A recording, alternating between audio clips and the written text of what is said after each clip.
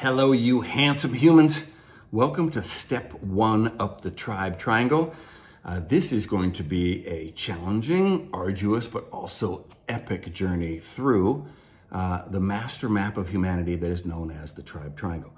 This is the sequential series of steps that all leaders are required to make to take a pride-based culture, which is the individualistic lone wolves that celebrate self-reliance and independence, and weld them together in a team or a tribe that is capable of hunting big game. Now, the big game of humans during these eras, well, that's freedom. It's significance, it's meaning, it's purpose. These are all the things that drive all of those big profit levers that we're all working towards, which is engagement and retention, innovation, commitment, risk-taking. All those things that drive sustainable success are going to come from what we're going to call culture, okay?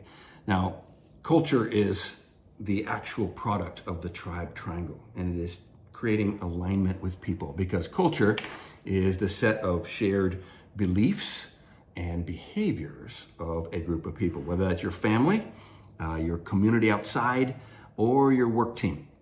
Your culture is king, and culture is going to drive all of those results that you're looking for.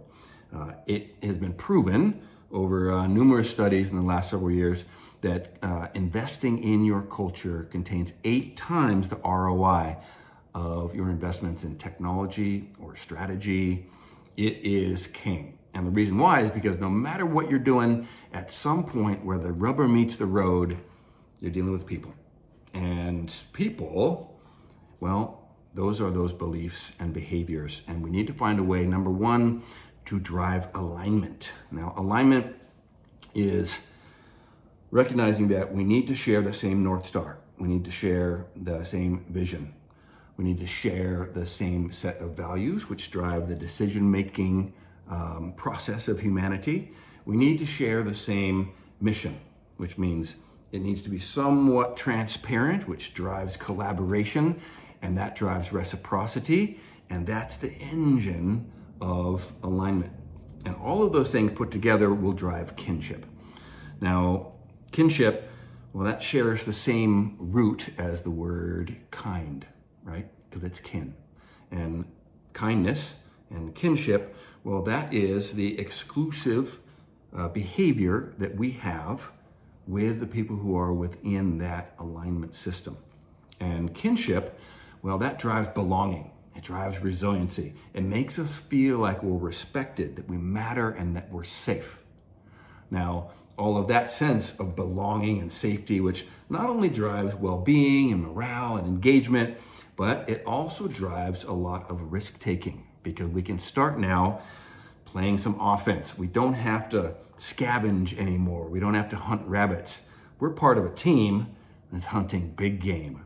And that means we can hold each other accountable. We can start dealing with healthy conflict, and we can do all of these risk-engaging behaviors that we couldn't do before when we were in our lone wolf status. So, healthy conflict drives sustainable results. And this is the tribe triangle that we are going up, and it is created by you because you are the tribe leader. And your behavior literally creates culture, because leaders are head of culture before they're anything else. Whatever you say, whatever you write, pales next to your behavior that you are modeling. So this journey up the tribe triangle for the next 52 weeks is going to be directed at you as an individual, and making sure that you are conducting self-leadership first, because whatever you model is going to create that blast radius or force multiplier of culture creation. And then secondly, you push that out and down and up to your people, and that's environment shaping. And we're going to be going through all of these stages throughout the next 52 weeks. A couple notes on this. Firstly, there is a big distinction between tribe, which is something that we are programmed to need. We are evolved to be in tribe systems. These are deeply collaborative, intimate, mission-oriented, values-driven, small organizations. It's deeply fulfilling. And if you were in the military, if you were in team sports, you know that feeling and you have always tried to get it back. So tribe is powerful. It is something that we are absolutely desperate for. However, it also contains a dark side, which is tribalism. And this is an important distinction because it is exclusive. And that is a dynamic that you know very well if you are in sports, the military, or you're in a competitive organization. And you should be competitive if you are running a company. And so competition is healthy. It's normal. And we have dismissed that in our current culture, but you need to compete. You need to evolve or you die. So we need to be very welcoming and nurturing about competition and healthy conflict and innovation and accountability and all those things, but realize that there is tribalism lurking. And I'd like to give a little note, and I got this from my good friend, Mr. Love Jefferson. He's a NFL player. And when you play on the line in the NFL, you want to learn to love the men next to you more than you hate the men across from you. And I think that's a beautiful antidote for pushing back on tribalism, exclusive virtue, nationalism, some of the stuff that contains a lot of the undoing of our species in a giant tribe of humanity, of the Earth tribe. We want to make sure that you as leaders are modeling behavior of loving your people vastly more than you're competing against the other people. So, as we go through this journey on those 52 steps up that tribe triangle, at the end of every week, I'm going to be giving you a couple writing prompts. And we need to be able to actually write things down to crystallize, to clarify our thoughts about these topics. It's the way that we take all of that information that we are drowning in and we make it useful.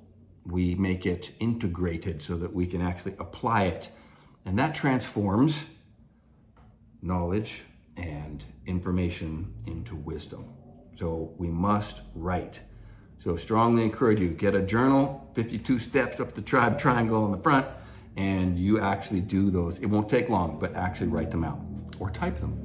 Secondly, we must speak, because both writing and speaking is the way that we crystallize wisdom.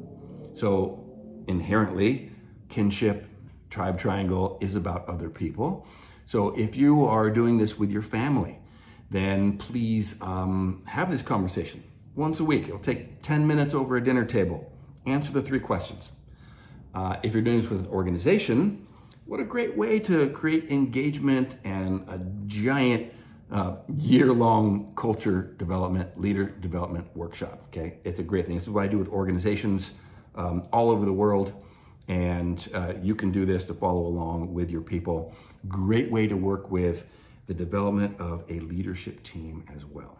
And if you'd like any more coaching on that, you can shoot me a message below, or you can go to my website, which is philipfolsom.com. And you can also sign up for the newsletter on there, which will contain all of the text, the copy information about each 52 step. So it's a free newsletter. Go on there, philipfolsom.com, sign up for the newsletter. You'll get it in your inbox every Monday morning, and then you've got a week to do those writing assignments, all right? So you deserve this journey. It's a self-development journey. It will be arduous, it will be hard, and 52 weeks of anything is hard, but this is a great way to radically level up your self-leadership, okay? So you deserve this. Your people and your projects, well, they demand it, and so does your legacy. I look forward to seeing you out there on the mountain, and